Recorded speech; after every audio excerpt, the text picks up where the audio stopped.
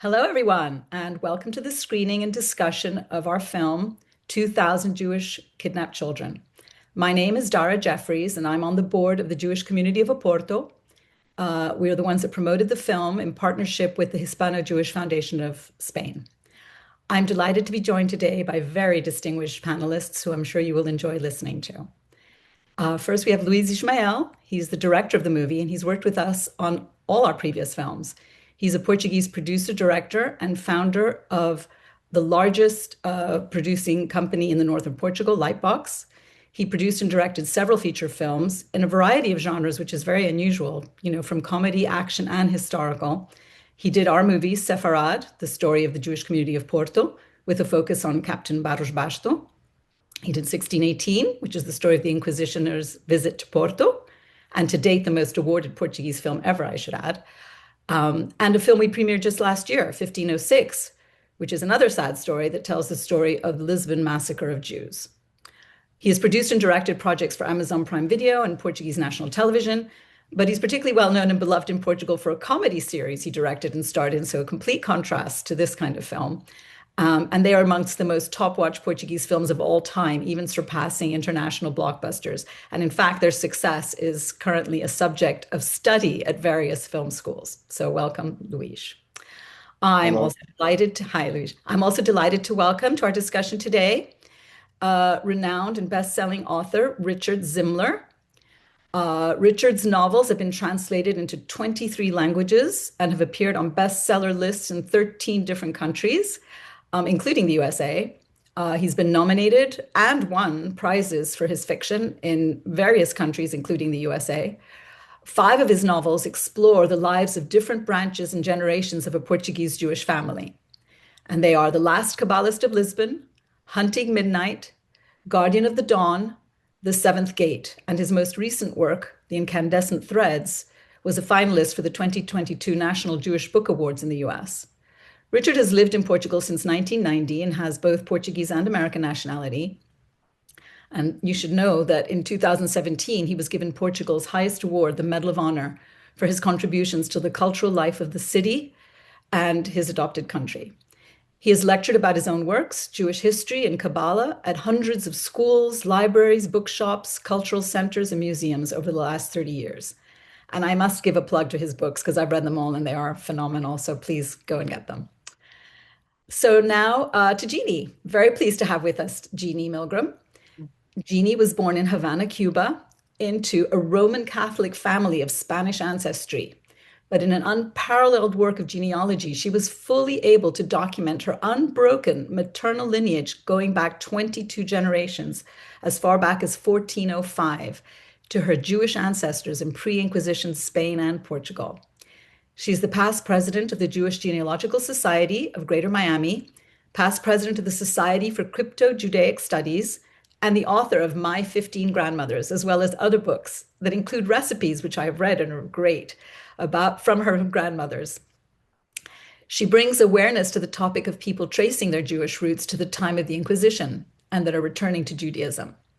Genie is also director of the Converso Genealogy Project, digitizing Inquisition files around the world, and has produced a wonderful movie that tells her story called Between the Stone and the Flower, and that has screened all over the world. So, before turning to our panel, I'd like to give a little background about the creation of this documentary and this specific historical episode of 1493. As many of you know who have seen our films before and seen me speak, part of the mission of the Jewish community of Porto is to combat anti-Semitism and disseminate Jewish culture and heritage, particularly its Portuguese history. And for several years now, we've done that by making films that tell the history and stories of the Jewish community in Portugal. And they're shown at our museums and online around the world. This episode was an important part of that story we wanted to tell, and we were preparing for it when the events of October 7th occurred. This accelerated our production because it was such a connected topic, the kidnapping and murder of Jews. So Genie, let me start with you. I guess for those that haven't yet watched the film, and just to give context, could you briefly explain what happened in 1493 with those 2,000 Jewish children? Can you just kind of give a little snapshot of Yes, the story? sure. Thank you. Thank you, Dara, for that.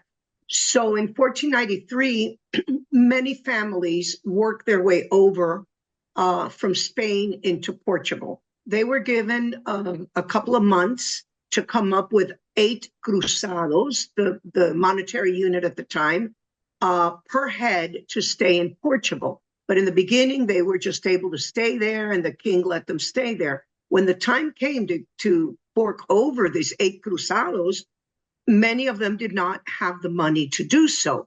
And in today's terms, 8 cruzados would have been about $1,200, which back in the day would have been several months of food, several months of salary. I actually did the calculation yesterday on what that would have been. And so this would have been a huge burden for a people that had left Spain with only the clothes on their back and, this and that.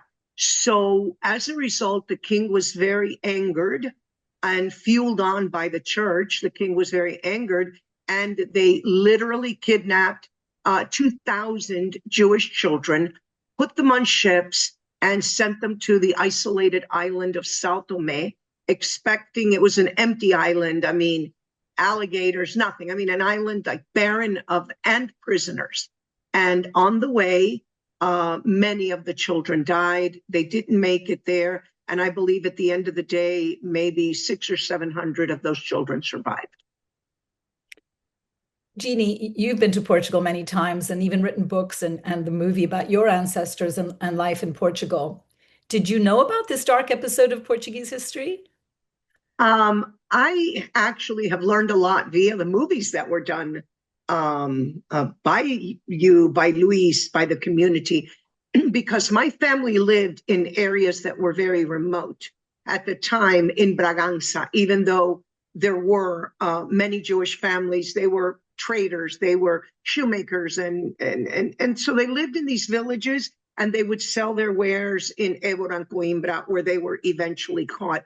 However, researching as deeply as I did my own lineage in Coimbra and Évora, where the records were, and obviously in Lisbon, I didn't personally hit this kind of history. So I knew it briefly, but my family, let's say, or the ones that I have researched, I didn't know of how strong it was, how deep it was, because they lived in, let's say, relative tranquility, hiding up in the mountains. So a lot of them have resonated with me.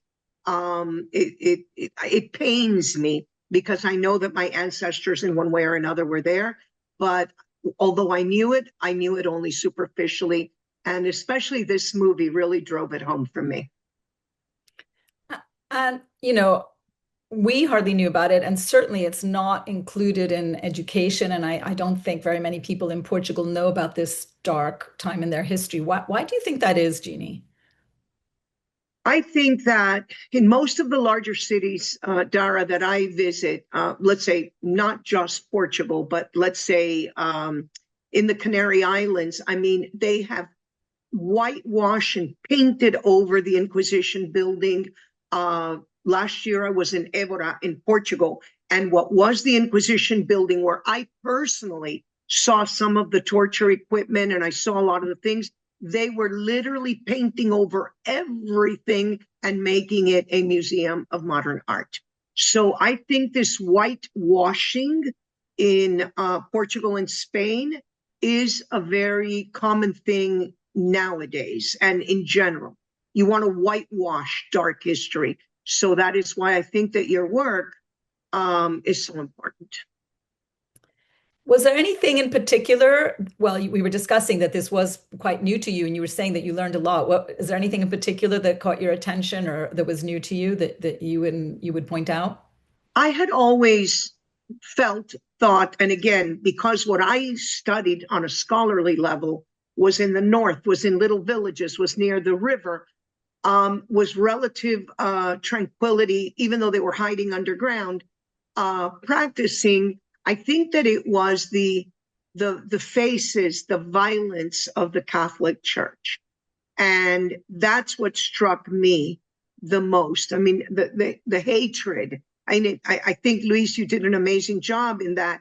The hatred of these characters it comes through their clothing. It just leaks out of their skin. It's just, and so that was something that really I had seen the hatred. I had read the hatred.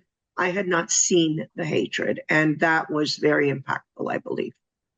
Thank you, Jeannie. Just a final question. Do you know, or is it known? I mean, you mentioned that only a few of them survived. Do we know what about the ones that arrived in São Tomé? You know, what happened to them? Is this something that is known There about? is some history written about, I believe there's one very important book. I'm sorry, I forgot the name, but there is one book, and there are some survivors of the Sao Tome, and the ancestors. So there's a little bit written about that, and a lot of them later were used in slave trade, and then the slave trade became with the Cape Verde Islands and all this kind of thing. So there's very little written, but I think it's worth looking it up to go deeper. Thanks for that, Jeannie. Appreciate it. Um, I'm going to go to Louise now. Louise, this film is really so impressive from a technical perspective and in terms of detail, incredible costumes and sets and huge casts and just every little detail, like even making sure that the teeth were yellow because people didn't have good dental hygiene back in the day. Can you tell us about some of the challenges you faced in creating this film? Yeah, thank you for the invitation. It's a privilege to join this conversation.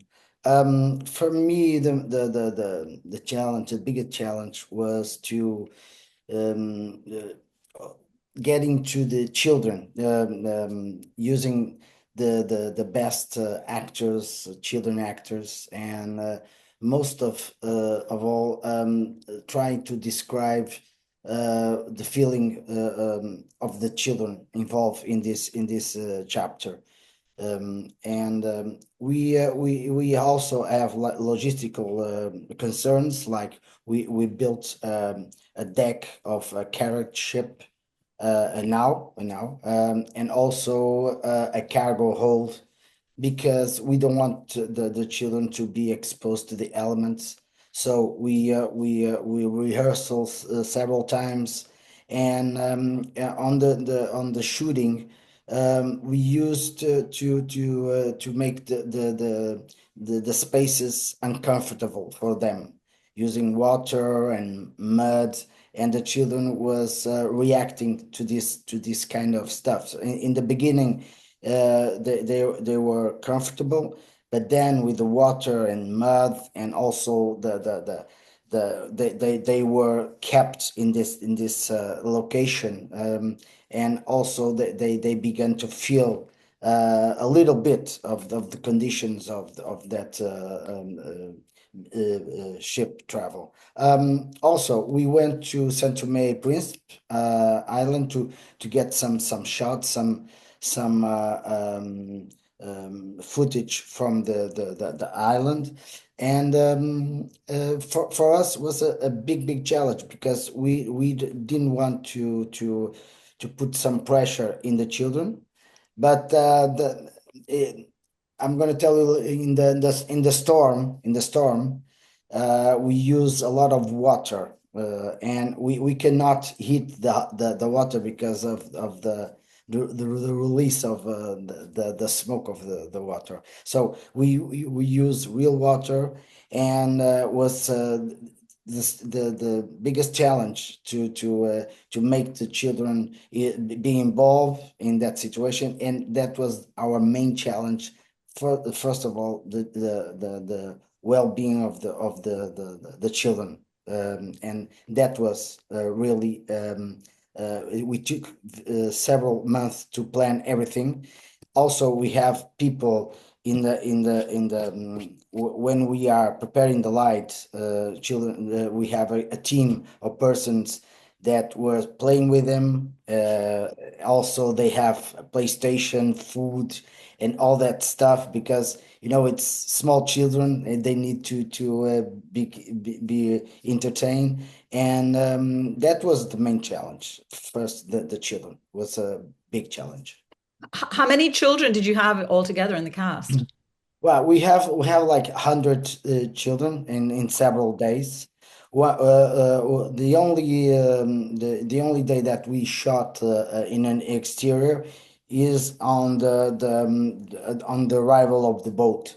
So we have everything planned. The children were because they need to be almost naked, and we shot it in December. Here it's winter, so we try to make it very fast, very fast. We plan everything. We put it on the spot, full clothes on, and then when we prepare the shot, they remove all the clothes and we shot this take like four times only, and it took hours to get them in the position with ropes on their arms and everything.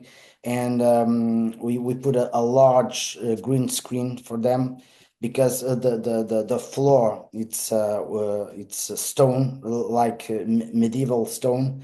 So we also have this situation very planned because we don't want anything, no technician or actor to be in harm in such any day. Okay. Other than São Tomé, was this all shot in Portugal? What were the locations in Portugal where you filmed this? Mainly in near in Santo Tirso, near Guimarães, where Portugal was born, and that's because we also look for schools, cultural associations, and we also have like 10 amazing children actors that we casting, and we shot it also here in near Porto, and we kept it very very tight because we don't want to go too far with the children. Also, if we go away from Porto, it's very difficult to get children's, and we needed to be around, and they were thrilled to be involved in this kind of stuff. They for them was a fun day, and but after they saw the film, most of them realized that was a fun day for them, but a terrible history for other children. Let me ask you another sort of delicate question, because I think we talked about this once before. Did you find it difficult to find people, even grown-ups, that wanted to be involved in this project when they found out it was, and together with the Jewish community? Was this an issue for you? You know, Dara, when we first made the first films, we kind of don't have any kind of problems in getting the talent that we need. But this film is very difficult because we have a lot of difficulties, and because the politics here involved, and it's we are a small country with very few talent resources for the film industry. So we kind of try to get the people all the information possible because we want them to be very sure that what we are shooting about, because we don't want to trick someone and then they realize they are involved in something they don't want. But it's very difficult, and it's being every day harder to involve the talent, to involve the artistic community in this kind of films. It's mainly when they ask us about if it's a Jewish film. So you noticed a difference between when we made the first movies and Yeah, now in terms of people wanting to cooperate with the Jewish community. yeah. That's And interesting. now it's much harder. I believe if we do another film today, it's I don't know. It may be only in AI. It's very difficult today. Wow. Yeah. Well, I've been noting this kind of stuff, and it's unfortunately the people tend to not knowing all the facts and go with the flow, go with the flow. And we also don't want to press anyone to participate, but I believe it's getting harder to get talent for our films, unfortunately. well, thank you for that sad but insightful comment, Luis. And and as you said, all the misconceptions, that people are believing leads me to Richard.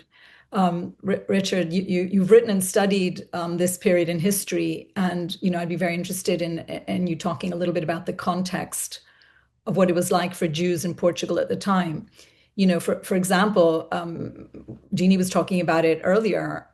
It was particularly telling that the Jews were being punished because they didn't have enough funds to pay tribute to the king. So we all know about the trope and the misconception that all Jews are rich and they run all the money in the world. And that's obviously one of the themes that comes across. What else can you tell us about misconceptions in the context for Jews in this period? Yeah, thank you very much for this opportunity. It's a battle of mine to let people in Portugal know that Portuguese Jewish history is Portuguese history. The Portuguese Jews who lived here were Portuguese. One of the crazy notions and misconceptions we have about the Portuguese Jews is, for instance, they spoke Hebrew at home. They didn't eat Portuguese food. They didn't wear Portuguese clothes. They didn't trade with their Portuguese Christian neighbors. It's all completely false. The Portuguese Jews were 100% Portuguese. They dressed like the Portuguese. They spoke Portuguese fluently, etc. So for me, that's kind of an anti-Semitic trope in itself. The idea that because people were of a different religion, they weren't really part of our country. And it still persists in most European countries today. So that I find particularly irritating. The idea that all Jews were wealthy. Yes, I hear this all the time because I'm fairly well known here. I get to talk to secretaries of state and ministers, and they come up with these misconceptions about Jews. Oh, when we expelled the Jews, we lost so much of our wealth and all the wealthy people and the doctors and the astronomers and if you look at the professions, and I'm going to quote some statistics from Belmont, which is a community that's been very well studied after the forced conversion of 1497. Very quickly, all the Jews were forced to convert to Catholicism in 1497 in March of that year. I can talk a little bit more about that, creating a new class of new Christians or conversos, or the pejorative term some people would use was moranos, meaning swine or pigs. So Belmont has been very well studied because it was one of the places where these forcibly converted Jews hung on to their old Jewish traditions longest and created what historians will call crypto-Judaism, a unique form of Judaism because all their books were confiscated. The Torahs were confiscated, the prayer books were confiscated, and so they had this unique form of Judaism. Now from Belmont, if we look this idea that all Jews were wealthy, what was in the 16th, 17th, and 18th century, the number one profession was shoemaker. Not exactly the profession you choose if you wanted to become rich and influential. Number two was merchant. I'll go through the list: dealer or distributor of merchandise, leather worker, shopkeeper, fabric dyer, wool or linen carder, basket maker, blacksmith, saddle maker. Okay, the Jews, unlike some Eastern European commissions, were allowed to have all professions. They traded with their Christian neighbors. You couldn't make a living making saddles just for Jews in a small village in Portugal. Okay? Didn't happen. The Jews were peasants, laborers, shopkeepers, professionals. And yes, some of them were doctors and astronomers. But let's use our common sense. Does a village of 500 people called Castelo Rodrigo or some other village, do they really need 10 astronomers? No. In all this period, these 3 centuries, there were 72 shoemakers and 3 doctors. Not a wealthy community. The Spanish Jews who came over were even poorer because Spain overnight became a buyer's market. When they were kicked out, could sell their house, a whole house, for maybe 2 or 3 loaves of bread. They came over, they were completely impoverished. That's why they couldn't pay the 8 cruzados. That's why the king gave them 8 months to come up with the money. And after that, he said he would turn them into slaves. And to terrorize them, he kidnapped their children. He took away their children to let them know they were serious. They had to leave, which leads me to the second misconception. There's this idea that all the Portuguese Jews were Spanish Jews who came over when they were kicked out by Ferdinand and Isabella. Completely false. There have been Jews in Portugal since Roman times. Those of you who remember your Roman history know that Jews participated actively in the expansion of the Roman Empire. Portugal had 2 provinces, Galicia in the north, Lusitania in the south, and the Jews were already here. When Rome fell in 476 AD, Germanic tribes came in, the Swabians and the Visigoths, and the Jews stayed. When the Moors came up from North Africa, the Berbers, in 711, and they took over the country for hundreds of years, again, the Jews stayed and lived under the reign of the Muslim rulers. There's this idea that they only lived in Lisbon and Porto and the big cities. No, there were Jews in every village, every town, and every city in Portugal. We know this from the records of the Inquisition, for instance. It's ironic that we have details about Jewish life in Portugal from a machinery of death and torture called the Inquisition that lasted nearly 300 years and that kept very detailed, what are called processos, registers of all their prisoners. So they would say, we have a prisoner named Dara Jeffries, and she has her parents, they're named Marjorie and Don, and her husband is a farmer, and her 2 kids. We would know everything about you from the records of the Inquisition. So this is very detailed about the professions. Another idea is, we these days, we talk about this kidnapping and abduction of Jewish children, and it wasn't well known because Portuguese Jewish history was basically excised, taken out, liquidated from the school books and the official histories. I know this for a fact because it's what I write about, and I've talked to architects and lawyers and school teachers. What do you know about the kidnapping of children? What do you know about the massacre, the Lisbon massacre of 1506? And they all say, what massacre? There was no massacre. It's been completely whitewashed and lost. And that's one of my missions through my books is to, as I say, make sure people understand that Jewish Portuguese history is Portuguese history. But I want to mention that this kidnapping of children in 1493, Spanish Jewish children, was extremely well known throughout the Jewish world in the 15th century. It was written about by virtually every important Jewish chronicler. In part, I believe, this is my opinion, because Jews are trained in symbolic reasoning. We're trained to read the Old Testament and all our books, and what is the symbolism of the story of Adam and Eve? The symbolism of Noah and his ark. And the symbolism of 2,000 kidnapped Jewish children and sent off probably to die in São Tomé is that there's no future for the Jews in Iberia. To me, that's what it means as a novelist. Our future in Portugal and Spain is over. The children are gone. Talking about how many survive, there's a very well-known printer from Lisbon named Valentim Fernandes who went to São Tomé in 1506. Okay, so 13 years after this kidnapping. And he said that only 400 of the children, of the 2,000 children, had survived.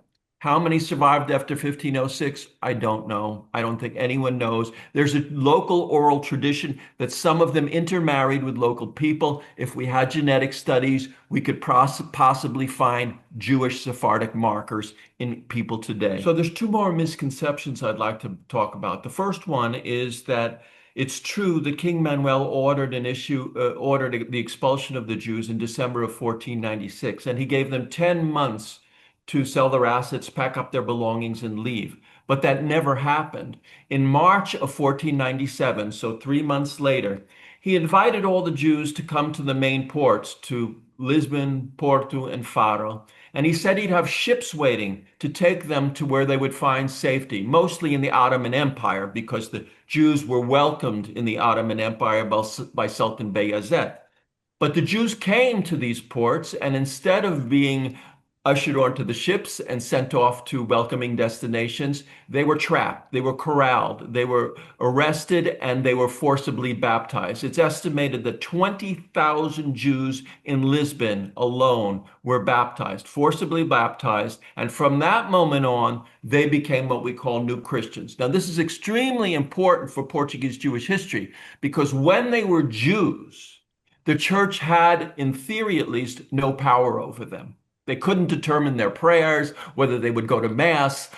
But once they became new Christians and accepted Jesus as the Messiah, their church had all the power in the world over them. And that becomes important when the Inquisition becomes implanted in Portugal, this machinery of torture and death in 1536, because now new Christians can be arrested for backsliding, for practicing Jewish traditions in secret. So the moment of the conversion, although people don't think it's that important, is absolutely essential to understanding the drama of Portuguese Jewish history from that point on.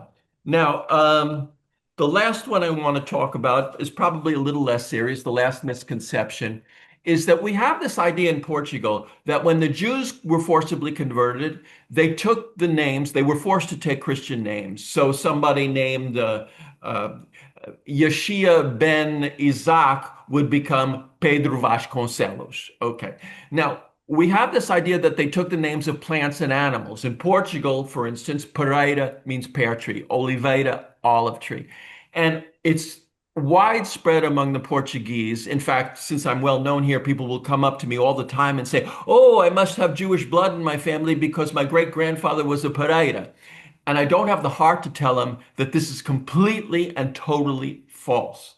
If you look again at Belmont, which has been extremely well studied, and you look at the names that the Jews took on, they're all the most common Portuguese names. Number 1, Nunes. Number 2, Rodrigues. 3, Mendes, Enrique, Fernandes, Lopes, Rios, and Tunes. If you come to the first tree that you come to is in 12th place, Pereira.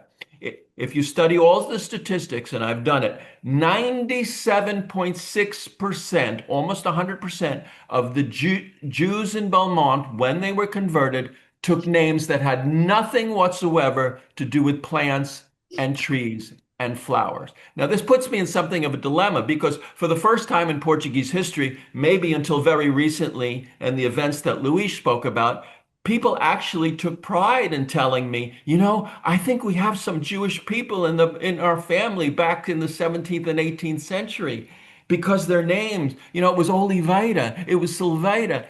And this puts me in a dilemma. Do I tell them the truth or do they honor their desire to have some Portuguese Jewish heritage? And so what I've learned to do is just honor that and say, okay, that's wonderful that you might have some Portuguese Jewish heritage. That's a great thing. Thank you, Richard, for ending on that nice positive note. It's true. I've always experienced the fact that so many people, until, like you said, recently, were very proud of their Jewish heritage. And that's something that's always made me very happy in Portugal. And I hope that we can still keep that. Just to wrap up, I'm just going to ask each of you some final thoughts or what was the most impactful or surprising thing for you from this film, maybe starting with you, Richard. Well, I want to talk about one thing that gets overlooked, but that historians have pointed out, and I think it's extremely important that we understand. When the Jews and Muslims lived openly in Spain and Portugal, there could be riots against the Jewish community, but not against the Muslim community. Now, why was that? because the Christian kings in Spain and Portugal feared reprisals in North Africa and in the Middle East. If they treated the Muslims badly, if there was a massacre, if they kidnapped their children, then Christian children could be kidnapped in Morocco or in Syria or in places in the Middle East. This is extremely important. I don't want to get into modern Jewish history and Zionism, but the fact that the Jews never had a country of their own, never had power to determine their own destiny in one particular country, meant that unfortunately they were susceptible to these pogroms and riots and massacres. Thank you, Richard. That is a very important point that I don't think a lot of people have thought about. Jeannie, what are your final thoughts? So my final thoughts on this were really a feeling for the whole Jewish people, meaning even back, we have been through so much. And this just brings a small slice of what that we have been through so much really means.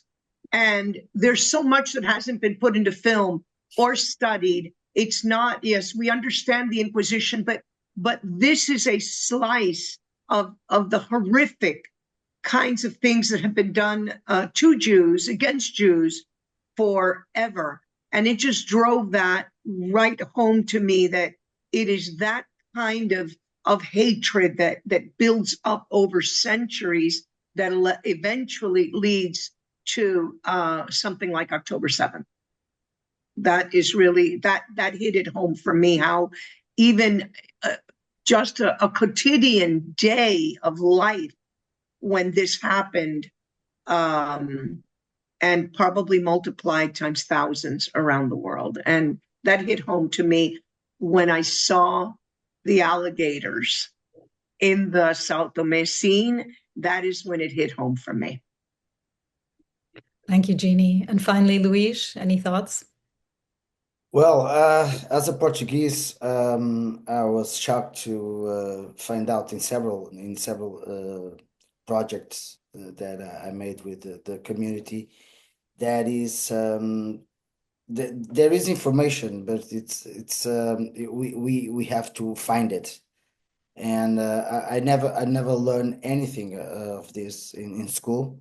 This is, for me, was the first time when I was invited to do a Sefer. I was surprised to know there is a Jewish community here in Porto, and I really find out more. And all the preparation work that I did for the films, I have to dig for the information. And it's strange because we never spoke of this I was like Richard well spoken. I didn't know there was a massacre here in Portugal. We kind of protect ourselves as a very friendly people, and everything that bad happens, it's always outside of Portugal. And then we find out there was a massacre. Then we took 2,000 children and put them in an island far away. We ripped the children of the parents. So there is a lot of hiding information that really shocked me as a Portuguese, and I really don't understand why there is. And but all these years, I kind of studied the subject, and there is some answers for me, or there is some questions that remain the same. Why all of this? Why this hate? Why this bloodshed? And I really don't understand. But now I also have this.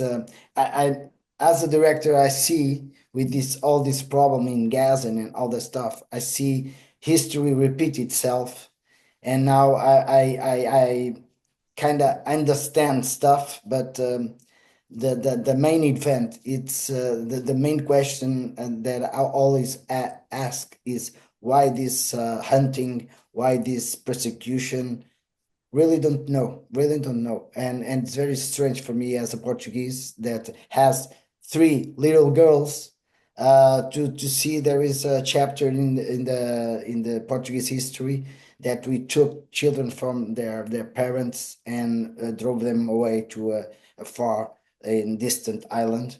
For me, it was shocking to know, and that's it. Thank you, Luis. And well, thank you all for your time and your Thank insights. I also want to express my gratitude to Igor, Douglas, and the team at the Miami Film Festival for all their support, their continued support, and of course to the audience. Thank you all for watching.